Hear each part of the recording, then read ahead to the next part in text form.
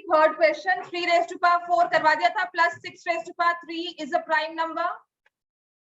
ये करवा दिया था मैंने, ये ट्रू और फॉल्स करवा दिया था शायद मैंने। 3 raise to power 4 plus 6 raise to power 3 is a prime number, true और फॉल्स। तो इसमें हम क्या करेंगे, इसको अगर मुझे प्रूव करना है, जनरलाइज करना है, ये तो मैंने आपको 3 raise to power 4 6 raise to power 3 दिया है। अगर कोई और नंबर दिया हो, इससे भी बड़ा नंबर हो, या 3 रेज़ टू पावर 100 दिया हो, तो उसमें आप जनरलाइज कैसे करते हो।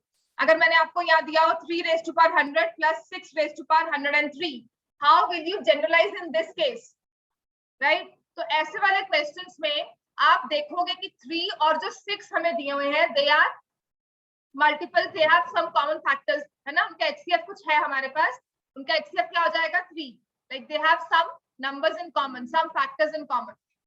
तो इसमें हम क्या करेंगे, 3 रेज़ टू पावर 4, इस 6 को मैंने लिखा 2 into 3, इसका भी क्यूब, इसका भी क्यूब, क्लियर हो गया।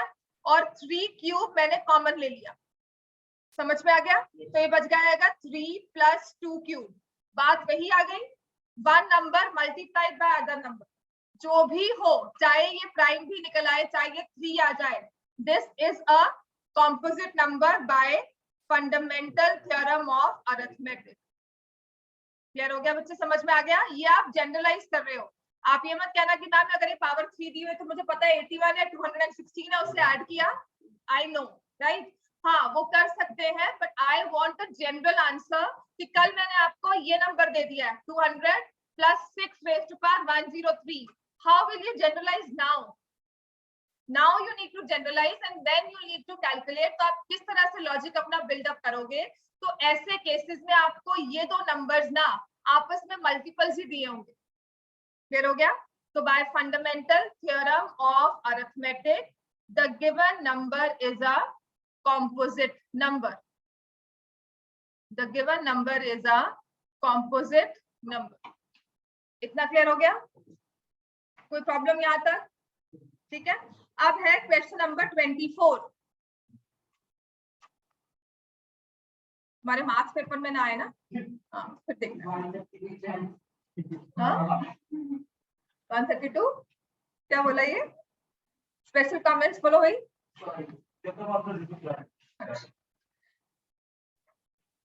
HCF and LCM of two numbers, HCF and LCM of two numbers are 33 and 264 respectively. When the first number, दो numbers है, N1 N2 लिख लो, XY लिख लो, उनका HCF LCM आपको दिया हुआ है, दोनों में से कोई भी एक नंबर लिया, उसको डिवाइड किया 2 से, तो हमारे पास जो कोशेंट आता है that is 33। It's completely divided by 2। इसका मतलब क्या हुआ, कंप्लीटली डिवाइडेड का मतलब क्या होता है, remainder is 0। When a number is completely divisible that means वो रिमाइंडर 0 दे रहा है। किसी नंबर x को आपने 2 से डिवाइड किया, कोशेंट 33 है, रिमाइंडर 0 है, तो what can you say about this x, किसके इक्वल हो जाएगा,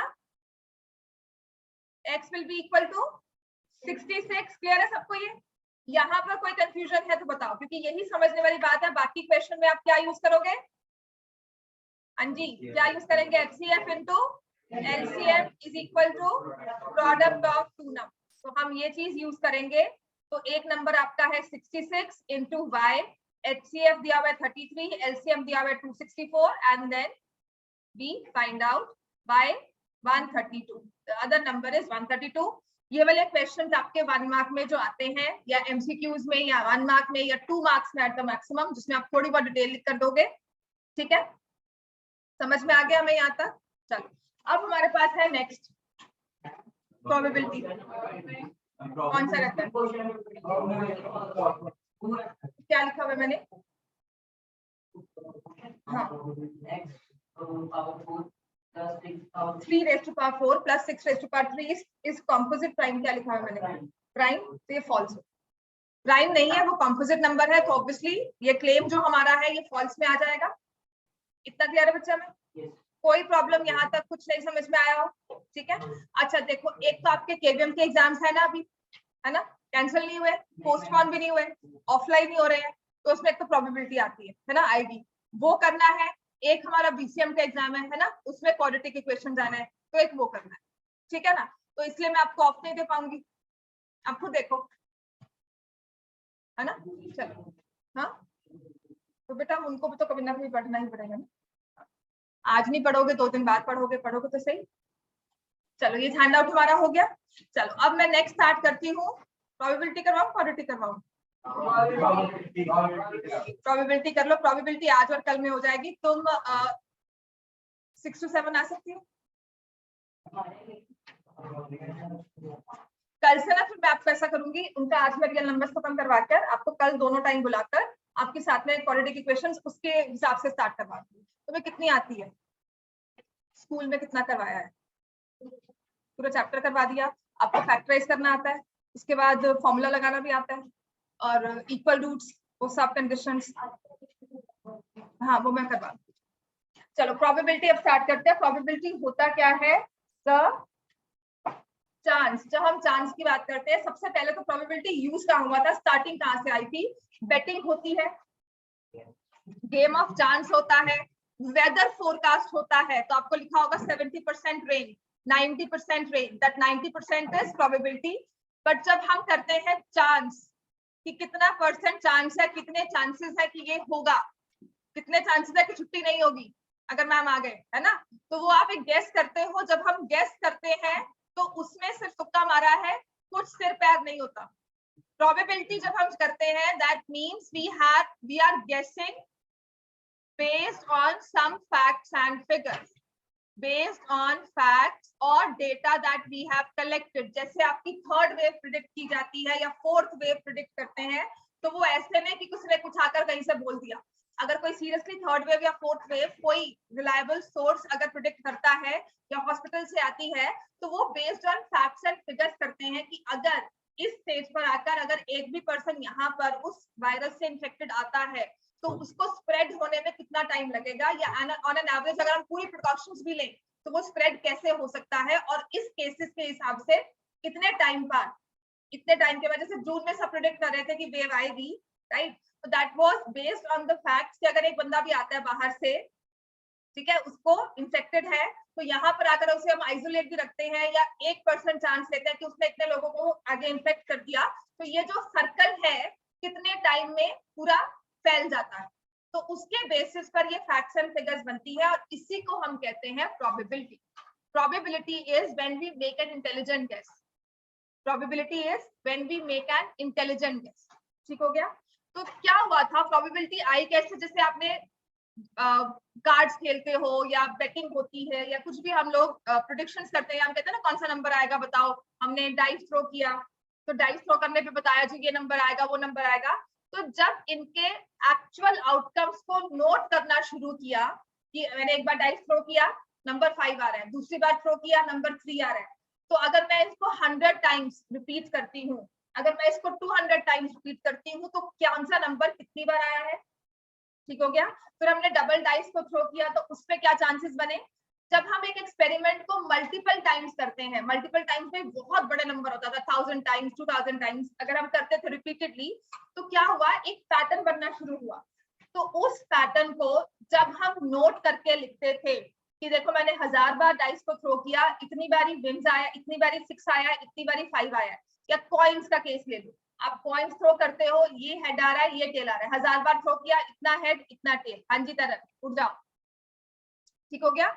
तो उस केस को जब आप एक्चुअली एक्सपेरिमेंट करते हो, जब आप एक्चुअली कोई इवेंट परफॉर्म करते हो और उसके बाद उसके आउटकम्स को लिखते हो, तो उसको हम लिखते थे एक्सपेरिमेंटल प्रोबेबिलिटी, जो आप 9th में करके आए, उसको लिखते थे एक्सपेरिमेंटल प्रोबेबिलिटी। ठीक है, हमने एक्सपेरिमेंट किया, या उसे कहते हैं इंपेरिकल प्रोबेबिलिटी। आगे पढ़ोगे कि इंपेरिकल प्रोबेबिलिटी क्या होती है, जो बेस्ड ऑन एक्सपेरिमेंट्स होती है। ठीक हो गया। कि अगर मैं आपको 4 क्वेश्चंस देती हूँ रोज, मैं आपको 4 क्वेश्चंस देती हूँ और 4 में से कोई 3 करके आता है, कोई 1 करके आता है बच्चा, तो मैं कहूंगी कि कल ये आएगा तो इतने क्वेश्चंस करके आए, उसके बेसिस पर मैं डिसाइड कर रही हूँ। But that is a data based on some previous data, जो मैंने एक्चुअल एक्सपेरिमेंट किया उसके बेसिस पे प्रेडिक्ट किया। जैसे कि आपको एक्सीडेंट्स का डेटा दिया होता है ना, कि इस एज ग्रुप में, याद है पिछले साल में क्वेश्चन से, इतने एज ग्रुप है, इतने एक्सीडेंट्स हुए, ये ड्राइवर था, ड्राइवर की एज क्या थी, वो सारा जो आपको डेटा दिया होता है वो होती है एक्सपेरिमेंटल प्रोबेबिलिटी, जो हमने 9th में अच्छे से कवर की थी।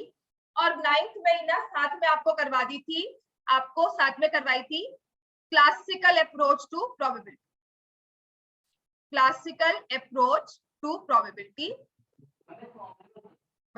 सारा बताऊंगी दोनों में फर्क क्या है। अब हम जो प्रोबेबिलिटी कर रहे हैं ना, that is not based on experiments, that is based on कि कितने आउटकम्स है। इसे बोलते हैं हम classical approach to probability. Traditional approach थी जिसमें एक्सपेरिमेंट्स नहीं होते, इसका एक और नाम होता है, मैं भूल गई इसको, जस्ट सीक्वेंस से स्लिप करके आने से।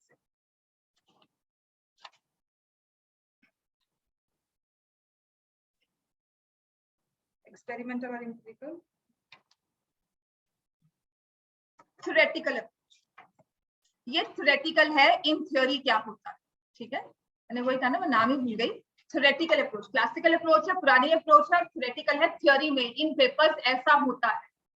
क्लियर हो गया कि अगर मैं एक कॉइन को टॉस करूंगी तो कितने हेड्स आएंगे, कितने टेल्स आएंगे, ठीक है। मैंने एक कॉइन को टॉस किया तो क्या आ सकता है, हेड भी आ सकता है, टेल भी आ सकता है। कॉइन बायस नहीं है, कोई ऐसा नहीं है कि नहीं हेड की तरफ ही आएगा। मुझे नहीं पता मैंने कौन सी साइड ऊपर रखी है फिर उसे फ्लिप किया है, मुझे नहीं पता है। मेरा जो डाइस है वो बायस नहीं है, कोई उसको मैंने रिग नहीं किया हुआ, नथिंग हैज हैपेंड, पूरा फेयर चार्ज दे रहे हैं। तो क्या होना चाहिए, आइडियल कंडीशन क्या है, ये आपका थ्योरेटिकल अप्रोच करता है। और जब आप एक्चुअली परफॉर्म करते हो, आप डाइस लूडो खेल रहे हो, अपने डाइस काउंट करना, कितने हमने, इतनी बार हमने डाइस को फेंका है, उसमें इतने मेरे 6 आए, इतने 4 आए, इतनी बार 3 आए। क्लियर हो गया। तो वो होता है एक्सपेरिमेंटल प्रॉब्लम। दोनों में मतलब समझ में आ गया। हम जो इस बार करेंगे ना, ये नहीं, आपको इस बारी क्वेश्चन को समझना है, आउटकम्स फॉर्म करने हैं, राइट। उसके बाद हमें डिसाइड करना है। तो हमारी होगी classical approach, theoretical approach to probability की इन पेपर्स क्वेश्चन में होता क्या है, होना ये चाहिए, ऐसा होना चाहिए। क्या होता है वो आप पढ़कर आ चुके हो, क्या होना चाहिए वो हम पढ़ेंगे। और इसके बेसिस पर ही हम प्रेडिक्शंस आगे करते हैं। जब भी कोई चीज होगी, गेमिंग होती है, कुछ भी होता है, तो इसके बेसिस पर ही प्रेडिक्शन होती है। इतना क्लियर हो गया। तो हमारे पास है क्लासिकल। अब कुछ कुछ चीजें इसमें हमें पढ़नी है, कुछ टर्म्स हमें पढ़नी है। पहले तो प्रोबेबिलिटी ऑफ एनी इवेंट, ये आप पढ़कर आए हो। इसमें हम क्या लेते हैं, फेवरेबल नंबर ऑफ केसेस या favourable outcomes upon total number of cases या टोटल आउटकम्स। इस टोटल आउटकम्स को हम एक और नाम देते हैं जिसे हम कहते हैं sample space. Sample space, sample space का मतलब है कितने ऑल पॉसिबल वेज में हमने आउटकम्स क्या क्या हो सकता है, हमने वो सारा इकट्ठा करके अपनी लिस्ट पूरी एग्जॉस्टिव बना ली। इससे ऊपर कुछ और नहीं हो सकता। क्लियर हो गया।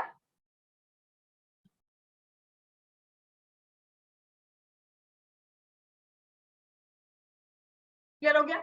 तो ये हमारा प्रोबेबिलिटी ऑफ एन इवेंट का फॉर्मूला है। Probability of any event that is favourable number of cases या outcomes divided by total outcomes. अब पहली चीज तो इसमें ये आती है, जब हम इसमें थोड़ी बहुत टर्म्स यूज करेंगे टेक्निकली, उनका मतलब क्या होता है, कि आउटकम्स क्या होते हैं, एक्सपेरिमेंट क्या होता है, इवेंट क्या होता है। क्लियर हो गया। तो पहले तो है एक्सपेरिमेंट। हम कोई भी ट्रायल जो कर रहे हैं, जैसे कि मैं आपको सिर्फ एग्जांपल बताऊंगी, डेफिनेशंस नहीं है। एक्सपेरिमेंट का मतलब है जैसे कि मैंने कॉइन को टॉस किया, that's an experiment. Tossing a coin, right, throwing a die, that is an experiment, right। और क्या हो सकता है, आप कार्ड्स प्ले कर रहे हो, drawing a card from a pack of card, वो तो कॉइन में आ गया ना मतलब। तो जब आप कॉइन्स को टॉस कर रहे हो, या इवेंट जब भी कोई मैच होता है तो आप उसमें कहते हो कितनी प्रोबेबिलिटी होगी, तो वो मैच जो है that is an experiment. Clear हो गया इतना। जो भी जिसके बारे में हम बात कर रहे हैं, कोई भी जो हमारा ट्रायल है, उसको हमने बोल दिया experiment in are technical terms. उसके बाद इस एक्सपेरिमेंट में हम प्रोबेबिलिटी किस चीज की निकाल रहे हैं, कि क्या चाहिए हमें, बारिश हो, बारिश नहीं हो, बारिश हो, विंडी वेदर हो, तो उसको हम बोलते हैं इवेंट। हम किस चीज को देख रहे हैं। क्लियर हो गया। और क्या क्या उसके पॉसिबल मतलब क्या क्या कैसे कैसे वो हो सकता है, we collect all the possible outcomes. Outcomes है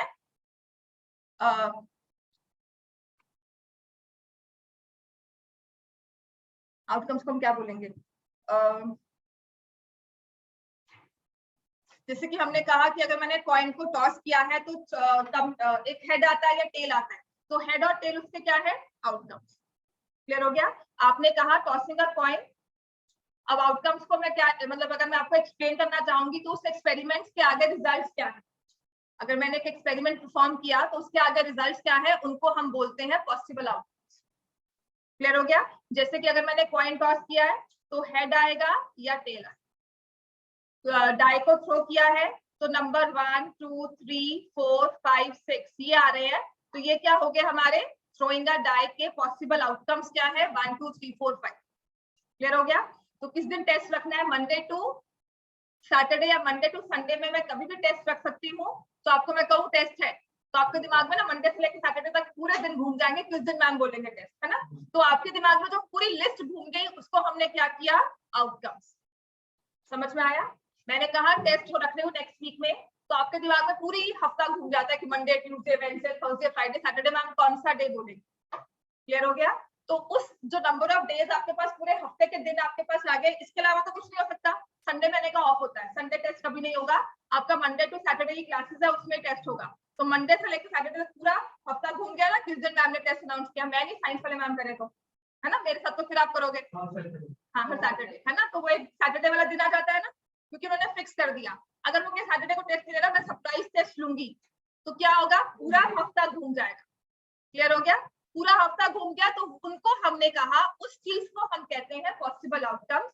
और आपने पूरी की पूरी आउटकम्स को इकट्ठा कर लिया कि ये भी, इसके अलावा तो कुछ हो ही नहीं सकता। और मंडे टू सैटरडे में संडे नहीं है, मंडे टू सैटरडे, अगर संडे भी ले लिया, मंडे टू संडे सारे दिन इकट्ठे कर लो। तो वो जब हमने सारी लिस्ट इकट्ठी कर ली आउटकम्स की, उसको हम बोलते हैं सैंपल स्पेस।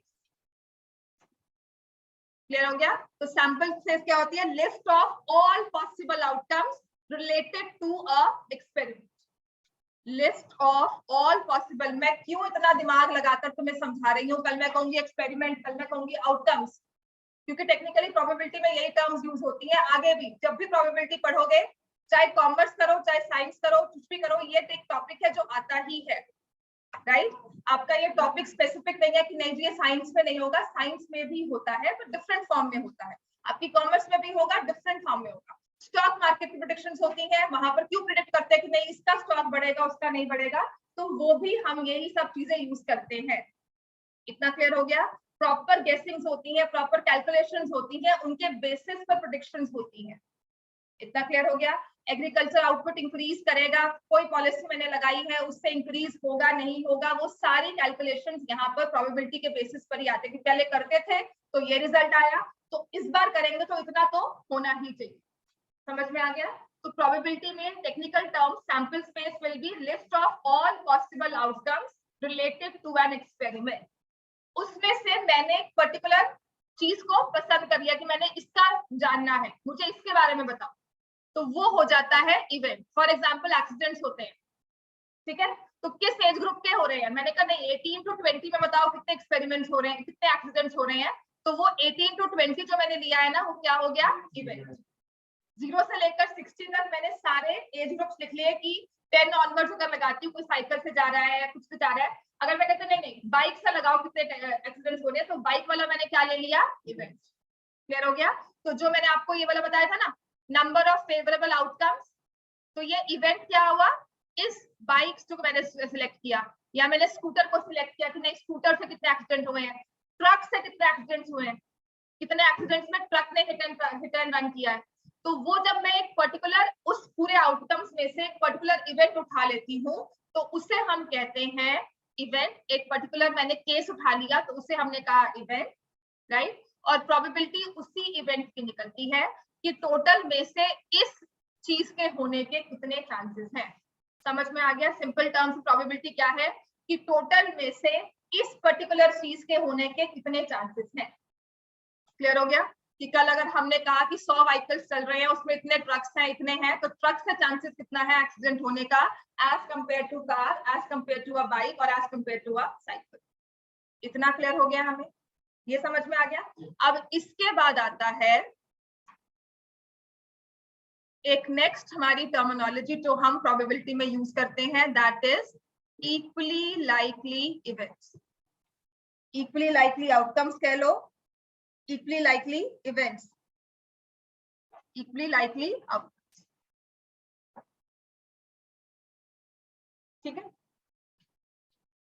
मैं डाई थ्रो कर रही हूँ, ठीक है। लेट मी सी अगर मेरे पास डाई है। आई थ्रो दिस डाई, मैं सही रखा था तो वापस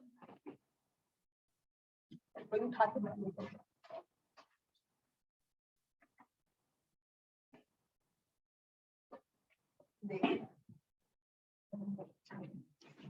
चलो, if I throw a die, कौन सा नंबर आएगा? 6। और 6 की बात होता है एनी पर्सन चूजिंग अ 6। नहीं, मैं कुछ नहीं कह रही, मैं कौन सा नंबर आएगा? 1 2 3 4 नहीं, आप बताओ, आपको क्या लगता है क्या नंबर आएगा? If I 6। उसके अलावा if I throw a die 4, any particular reasons for choosing a 4? नहीं, रैंडमली दिमाग में आया, बोल दिया। किसी ने कहा 1, रैंडमली दिमाग में आया, मैंने वो बोल दिया। तो इसका मतलब है कि कोई मेरा 4 को चूज करने का या 6 को चूज करने का कोई पर्सनल रीजन ये नहीं है। पर्सनल है कि मेरा नंबर जी, मेरा बर्थ डेट 4 है, इसलिए मुझे 4 पसंद है। नहीं, मैंने ये नहीं कहा, है ना। मैं तो 1 अप्रैल को पैदा हुई थी जी, नहीं, मैं तो 1 ही लेती हूँ। Number 1 is my lucky number, मैं वो चीज नहीं कह रही हूँ। 6 आना चाहिए, हम 6 है, हम बॉस है, हम वो है, लीडर है, 6 आना चाहिए हमारा, है ना। फर्स्ट टाइम में थ्रो करने के बाद आप वो पर्सनल रीजन अटैच करोगे तब नहीं हम मानते। मैं आपको ये कह रही हूँ कि आपने 6 को चूज किया, इसके अलावा कोई और रीजन नहीं कि 6 के चांसेस ज्यादा है आने के। ऐसा हो सकता है, होता है कि मैंने थ्रो किया और 6 ही आए। हो सकता है, नहीं भी हो सकता। और थ्रो किया 4 आए, थ्रो किया 1 आए, क्या किसी पर्टिकुलर नंबर के चांसेस ज्यादा है आने के? नहीं। तो ऐसी चीजों को हम क्या कहते हैं? इक्वली लाइकली इवेंट्स, जिनको हम बोलेंगे विच हैव इवेंट्स या outcomes which have same probability. Mathematical terms में मैं कहूंगी इनकी सेम प्रोबेबिलिटी होती है, ठीक है। और मैं इनको अगर मैं डिफाइन करूंगी तो कहूंगी we can not prefer one over the other. I cannot prefer one over the other. Numbers which have events which have same probability, they are called equally likely events. है ना? तभी तुम्हें दिखता है। छोटा सा रखूंगी ना तो आप नहीं झूठ बोलोगे। तो मैंने थ्रो किया, ऐसे जैसे आपने कुछ किया है। So if I throw it, तो कौन सा नंबर आएगा? देखो मैंने देखा, कौन सा नंबर आएगा? 6 3 5। किसने बोला? उसने तुक्का मारा है ना। तुक्के में तुमने 3 1 2 कहा तो कोई पर्टिकुलर रीजन नहीं था आपका। 5 सिलेक्ट करने का भी कोई पर्टिकुलर रीजन था? नहीं, बहुत बार कर सकते हैं। तो जब आप ऐसे नंबर्स को सिलेक्ट करते हो कि बोल दिया, बस ऐसे ही बोल दिया कि बोलना था, सिर्फ बोलने के लिए बोलना था, तो ऐसे इवेंट्स को हम बोलते हैं equally likely events, as one is as likely to occur as the other। ठीक हो गया? तो इक्वली लाइकली इवेंट्स की क्या होगी? Probabilities are equal. लिख लो, probability of equally likely events will be same.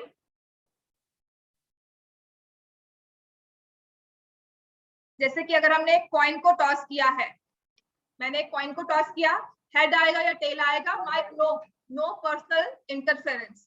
मेरा कुछ नहीं है कॉइन के साथ, मेरा कोई हेड के साथ कोई पर्टिकुलर प्रेफरेंस नहीं है। अगर मुझे दोनों में से कुछ भी एक बोलना है तो मैं मौके पे कुछ भी बोल दूं।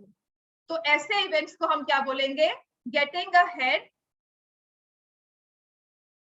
और a tail, they are equally likely events.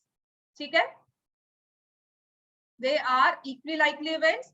Probability of getting a head is same as probability of getting a tail. Probability of getting a head is same as probability of getting a tail.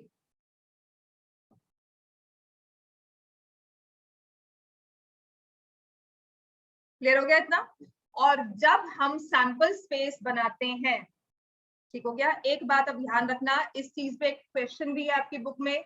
आप बार बार जब अपने experiments में आप probability बनाते भी हो किसी question का, इस चीज का लिखना है ध्यान कि sample space always is made up of equally likely events.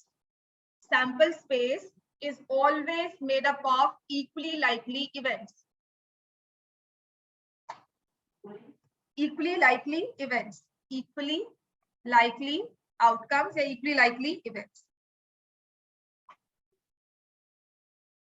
जब आप सैंपल स्पेस बनाते हो तो आप जो आउटकम्स लेते हो या आप जो इवेंट्स लेते हो वो इक्वली लाइकली होते हैं। मैं आपको ये नहीं कह रही हूँ probability of getting prime number on throw of a die कितने 1 2 3 4 5 6 इसमें से कितने प्राइम नंबर्स हैं 3 1 2 और 3 प्राइम है कितने कॉम्पोजिट है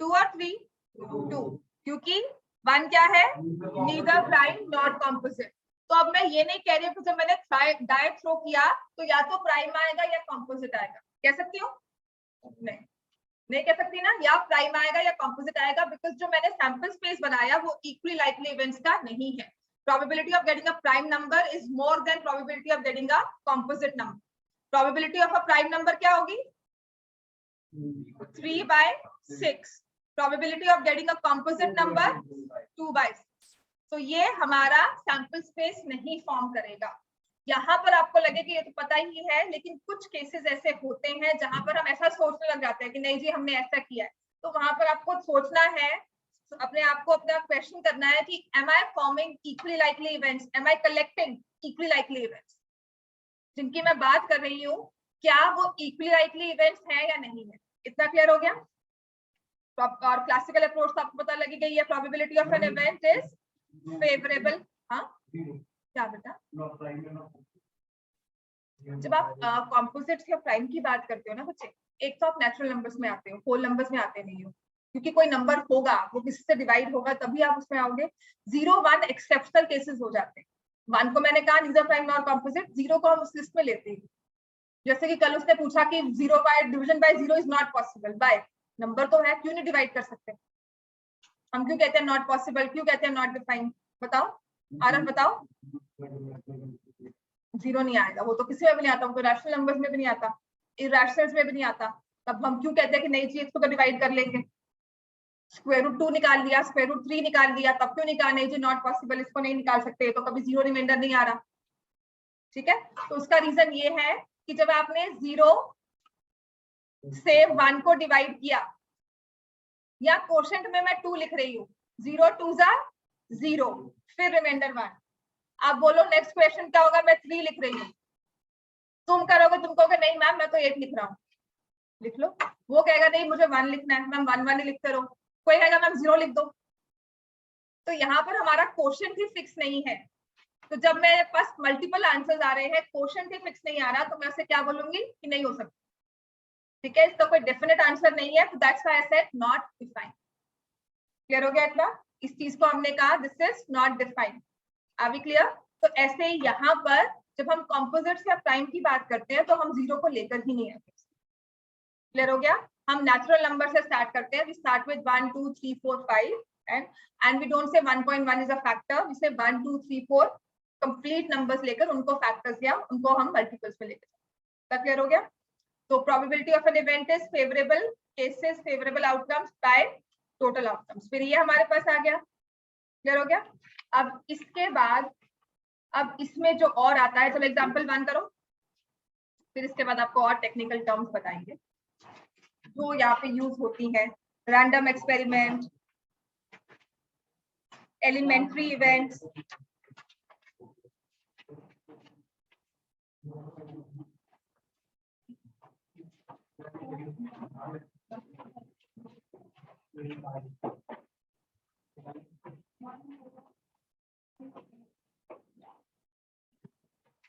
चलो एग्जांपल स्टार्ट करो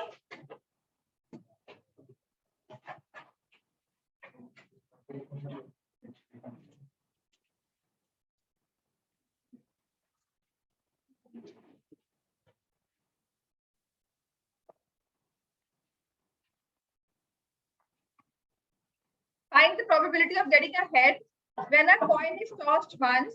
Also find the probability of getting a tail. So probability of getting a head is 1/2.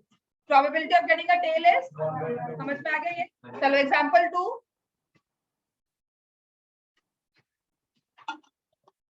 bag contains 1 red ball 1 blue ball a yellow ball all the balls being of the same size.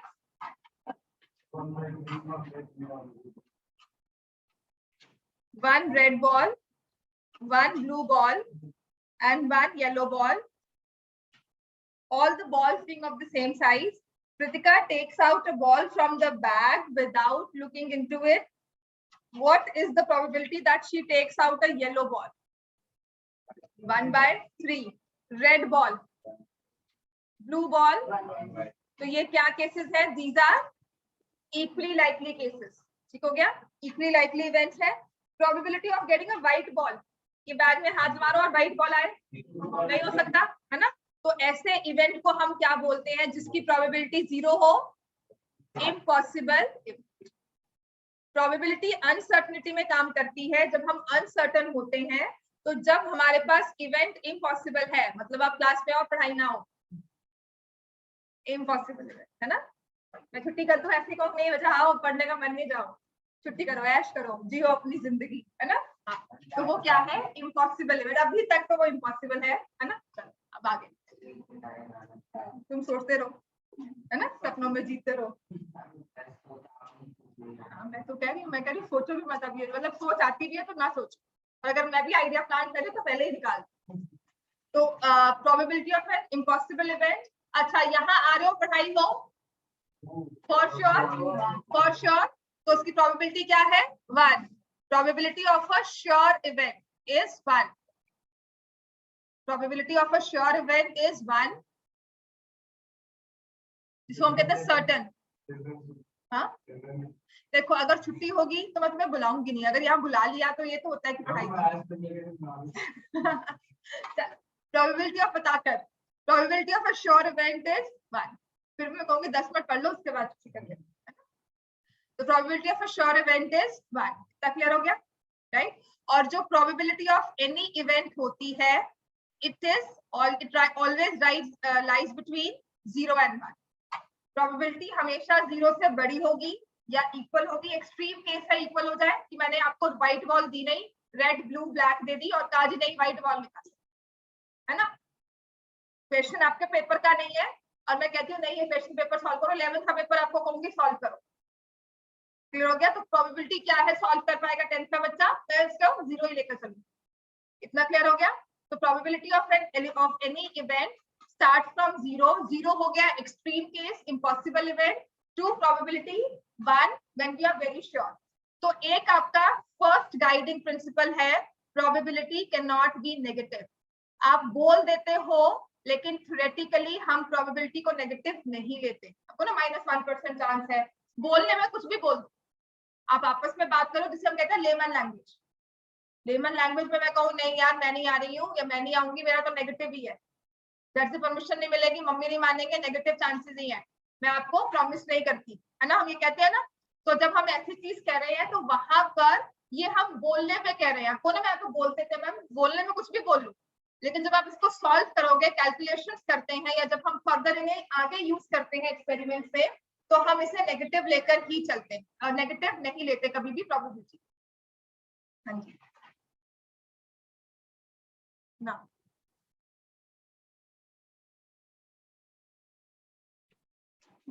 इसकी वो जाने साहब की बात है.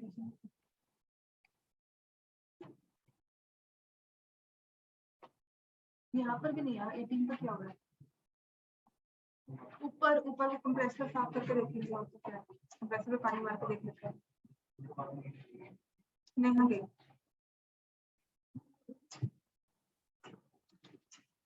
Probability can not be more than 1. Clear हो गया? Probability of an event can not be more than 1. Probability कभी भी 1 से बड़ी नहीं होती. तो कभी भी 1.1, 1.23, 101% कहते हो, कह देते हो, लेकिन जब हम उसे थ्योरेटिकली यूज करते हैं कैलकुलेशंस में, वी डोंट टेक इट 101%, हम 100% लेकर ही चलेंगे. क्लियर हो गया इतना? चलो समझ में आ गया ये. नेक्स्ट है, अब एक चीज है एलिमेंट्री इवेंट्स.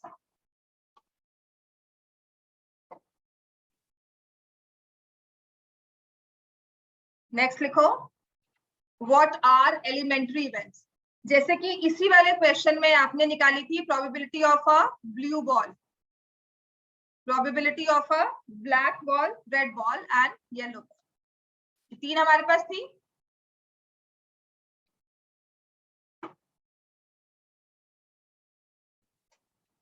और एक तरफ मैं लिखती हूँ डाई थ्रो किया, दोनों में फर्क क्या है? आपने डाई थ्रो किया, probability of a prime number of an even number, probability of an odd number, ठीक है। आपके पास 1 ब्लू बॉल थी, 1 रेड बॉल थी और 1 येलो बॉल। ब्लैक मैंने लिख दिया, 1 येलो। क्वेश्चन के हिसाब से क्या, जब ब्लू बॉल आएगी आपके बैग में कितनी ब्लू बॉल्स है? आउट ऑफ 3, ठीक हो गया। रेड बॉल कितनी है? 1/3। मतलब अगर मुझे मैच करना है कितनी रेड बॉल्स है तो हम कहेंगे 1, कितनी येलो बॉल्स है? 1 है। अब यहाँ पर आ जाओ, अगर मैं कहती हूँ कि इवन नंबर आए तो आपके पास कितने चांसेस है?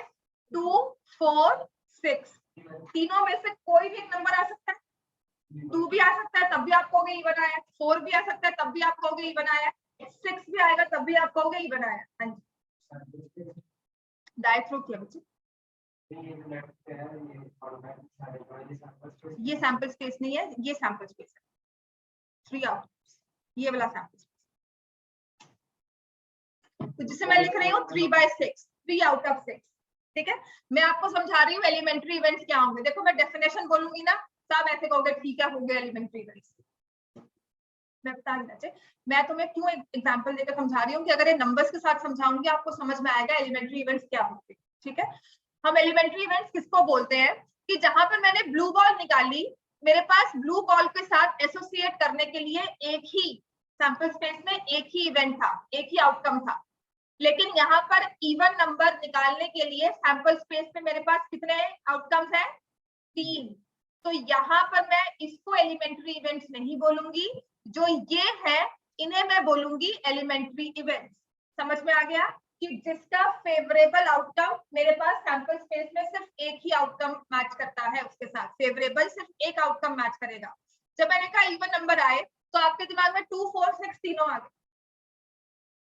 इवन नंबर में आपके पास 3 केसेस है जो यहाँ पर आ सकते हैं, क्लियर हो गया।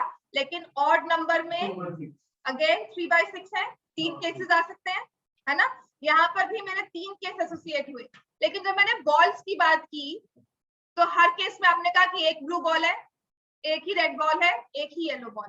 तो इन्हें बोलते हैं एलिमेंट्री इवेंट्स, जिसमें लिखा हुआ है that an event having only one outcome in the sample space. Sample space में एक ही इवेंट, एक ही आउटकम मैच करेगा तो उसको हम बोलते हैं एलिमेंट्री इवेंट्स। क्लियर हो गया।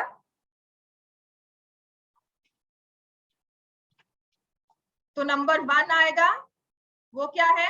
1/6। डाई को थ्रो किया, नंबर 2 आए तब क्या है? 1/6। Probability of number 3 is 1/6। Probability of 4 is 1/6। Probability of 5 1/6 and 6 also 1/6। तो इसको हमने बोला एलिमेंट्री इवेंट्स। ये सारे आपके एलिमेंट्री इवेंट्स हो गए, ये हमारा एलिमेंट्री इवेंट नहीं है। समझ में हो गया? समझ में आ गई इतनी बात। और सम ऑफ ऑल एलिमेंट्री इवेंट्स हमेशा क्या लिखते हैं? 1। सैंपल स्पेस में से सारे एलिमेंट्री इवेंट्स को अगर हम ऐड कर देंगे तो हमारे पास आंसर आएगा 1। आपकी बुक में बोल्ड में लिखा भी हुआ है, the sum of probabilities of all the elementary events of an experiment.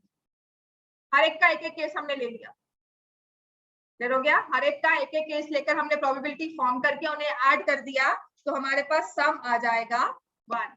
Question number 3, example 3 पे आ जाओ। हाफ हाफ, लेकिन हमारे जो इवेंट्स है सैंपल स्पेस वो 1/2 नहीं बनी ना, सैंपल स्पेस हमारी 6 के साथ बनी है। तो जब मैंने अब ये नहीं कहा कि probability of an even number एक एलिमेंट्री इवेंट है, क्योंकि उसके साथ मैच करने के लिए एक ही आउटकम, ठीक है। मैंने उसमें वो नहीं कहा है 1/2 को सिंप्लीफाई करके कहा कि 1 आउट ऑफ 2 चांसेस है, लेकिन एक्चुअली जो मैंने फॉर्म किया फ्रैक्शन तो 3 आउट ऑफ 6 है। Suppose we throw a die once, what is the probability of getting a number more than 4? 1/3 कैसे? more than 4 का मतलब 4 को एक्सक्लूड करना है कि नहीं? नहीं करते। जब ग्रेटर देन 4 कहा है तो इसका मतलब 4 को इंक्लूड नहीं करना, यहाँ लिख लो 4 not to be included. More than 4 का मतलब है, ग्रेटर देन 4 का मतलब है, लेस देन 4 का मतलब है, और ग्रेटर लेस ही हुआ। स्मॉलर देन 4 का मतलब है 4 नॉट टू बी इंक्लूडेड। और नेक्स्ट में देखो उसने लिख दिया what is the probability of getting a number less than और equal to 4। Less than equal to 4 तो हमें क्या चाहिए 4 3 2 1। 4 इवेंट्स है आउट ऑफ 6 तो इसे लिखेंगे 4 आउट ऑफ 6 उससे हमने लिख दिया 2/3। वो तो बाद में लोएस्ट टर्म में हम शो कर सकते हैं।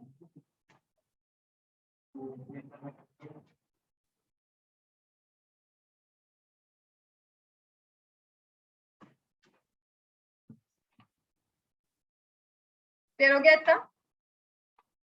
समझ में आ गया?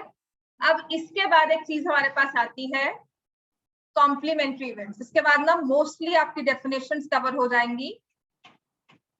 What are complementary events? ठीक है, probability of getting a head, probability of getting a tail. पहली बात तो ये एलिमेंट्री इवेंट्स की है 1/2 1/, ठीक है। मैंने कॉइन को टॉस किया और मैं कह रही हूँ हेड नहीं आया तो क्या आया होगा? पक्का? कुछ और चांसेस है? नहीं। अगर हेड नहीं आया है तो टेल आया होगा। अगर मैंने डाई को थ्रो किया और मैं कह रही हूँ इवन नंबर नहीं है तो क्या आया होगा? ऑड। Very sure? अगर इवन नंबर नहीं आया तो ऑड्स आए होंगे। इसके अलावा कोई और नंबर हो सकता है? नहीं। अगर मैंने कहा मैंने डाई को थ्रो किया कॉम्पोजिट नंबर नहीं आया तो क्या चांसेस है कि प्राइम नहीं आया होगा? आए, लिखो throw a coin, I toss a coin. लिखो if you toss a coin मतलब हमने कॉइन को टॉस किया है। If head has not appeared, if it's not head then it means tail has appeared. Very sure? बात समझ में आई मेरी? कि अगर मैं कह रही हूँ कि मैंने कॉइन को टॉस किया हेड तो नहीं है तो आप क्या कहोगे? मैम फिर तो टेल ही है ना? फिर तो टॉस में क्या आया है? टेल। कोई बोलता है ना नहीं नहीं ये आंसर तो नहीं है, आप कहते अच्छा प्रिय नहीं है तो मुझे पता है ए पार्टी आंसर होगा। एबीसी करते हैं ना वो 2-2 50-50 कर दिया होगा तब बी तो नहीं है आंसर आपका, इसका मतलब यही होगा। वो चीज है यहाँ पर। समझ में आ गया? फिर मैंने कहा प्रोबेबिलिटी ऑफ, आपने कॉइन को टॉस किया है, अब मैंने डाई को थ्रो किया। I throw a die and I say, मैंने डाई थ्रो करके मैं आपको ये बता रही हूँ, गैस करके बताओ जी इवन नंबर तो नहीं है ना? तो आपको अगर हमें पता है फिर क्या नंबर होगा? ऑड नंबर होगा। इतना क्लियर हो गया? समझ में आ गया कि अगर इवन नंबर नहीं है तो मुझे पता है कि ऑड नंबर होगा, है ना? उसके अलावा तो कुछ नहीं हो सकता। तो मैंने लिखा ऑड एंड ऑड और ई। इतना क्लियर हो गया? अब ऐसे ही मैं लिखती हूँ कि मैंने डाई को थ्रो किया, प्रोबेबिलिटी ऑफ कॉम्पोजिट नंबर, कि मैं आपको बता रही हूँ कि कॉम्पोजिट नंबर नहीं आया, probability of not a composite number. तो are you very sure prime नहीं होगा? 1 भी हो सकता है जिसको हमने प्राइम्स में भी लिया कॉम्पोजिट्स में नहीं लिया। इसका मतलब है हमारे टॉसिंग अ कॉइन जिसमें हेड आएगा या टेल आता है। दूसरी चीज ऑड या इवन नंबर डाई को थ्रो करने में, इन्हें हम कहते हैं कॉम्प्लीमेंट्री इवेंट्स, कि या तो ये होगा या ये होगा। अगर ये नहीं है तो ये है, अगर ये नहीं है तो ये वाला। कि अगर ऑड नहीं है तो इवन होगा, अगर इवन नहीं है तो ऑड होगा, अगर हेड नहीं है तो टेल, टेल नहीं है तो हेड। ठीक है? मैच है तो टाई नहीं होता। If I win a match, that means the other team has lost the match. Clear हो गया? अगर मेरे विनिंग के चांसेस 70% है तो लूजिंग चांसेस कितने हैं मेरे? 30%। तो ऐसे इवेंट्स को हम क्या बोलते हैं? Complementary events. इतनी नींद क्यों आ रही है? ऐसे सोए हुए बैठे हुए तो नहीं, क्या रहा? आंखें जबरदस्ती खोलकर हमें रखनी है, क्या हो गया? इतनी नींद? हाँ इतना से चक्कर है। एक वो सो रही है, पहले उसको बहुत नींद आती है। सच में तुम्हें बहुत नींद आती है। सो कॉम्प्लीमेंट्री इवेंट्स क्या होते हैं कि अगर एक नहीं है तो दूसरा होगा, और कॉम्प्लीमेंट्री इवेंट्स को शो किया जाता है ई नॉट। ई के ऊपर ऐसे बार लगा देते हैं जिसे हम कहते हैं नॉट ई। अगर एक इवेंट हमने लिखा तो अगर उस इवेंट कि ऊपर मैंने बार लगा दिया, इसका मतलब ये नहीं। क्लियर हो गया? Probability of getting an even number plus probability of not getting an even number. Clear हो गया? हाँ, तो इसको हम लिख देंगे, इवन नंबर को अगर मैंने x लिखा, probability of getting an even number e लिख दो, तो यहाँ पर इसको मैं शो कर दूंगी नॉट e, इसको हम लिखेंगे नॉट e, तो रीड करते हैं नॉट। क्लियर हो गया? और इन दोनों इवेंट्स को हम बोलते हैं complementary. Probability of e and not e को हमने बोला कॉम्प्लीमेंट्री इवेंट्स। क्लियर हो गया? तो इनकी प्रोबेबिलिटी का सम हमेशा क्या होता है? 1। या तो ये होगा या ये होगा, इसका कोई और मिडल वे है, या हेड आएगा या टेल आएगा। ऐसा नहीं है कि कॉइन बिल्कुल स्ट्रेट खड़ा हो जाए, ऐसा नहीं। तो ऐसे हमने इवेंट्स को बोला कॉम्प्लीमेंट्री इवेंट्स, और कॉम्प्लीमेंट्री इवेंट्स में sum of probability is equal to 1। इतना क्लियर है हमें? चलो नेक्स्ट आ जाओ, इम्पॉसिबल सर्टेन मैंने आपको बता दिया। नेक्स्ट हमारा केस है कार्ड्स वाला। तो कार्ड्स को छोड़ दो, एग्जांपल 5 पे आओ, फिर कार्ड्स कल करवाऊंगी आराम से बैठकर। Example 5, 2 players Sangeeta and Reshma play a tennis match. It is known that probability of Sangeeta winning the match is 0.62. Probability of Sangeeta winning the match is 0.62. What is the probability of Reshma winning the match? अगर Sangeeta win कर रही है तो इसका मतलब रेशमा क्या कर रही है? लूज। तो अगर संगीता लूज करेगी तो रेशमा क्या करेगी? विन। तो I need to find probability of Sangeeta losing the match. तो क्या आ जाएगा? 0.38। Probability of Reshma winning the match is 0.38। समझ में आ गया? इनको हमने कहा कॉम्प्लीमेंट्री। जाओ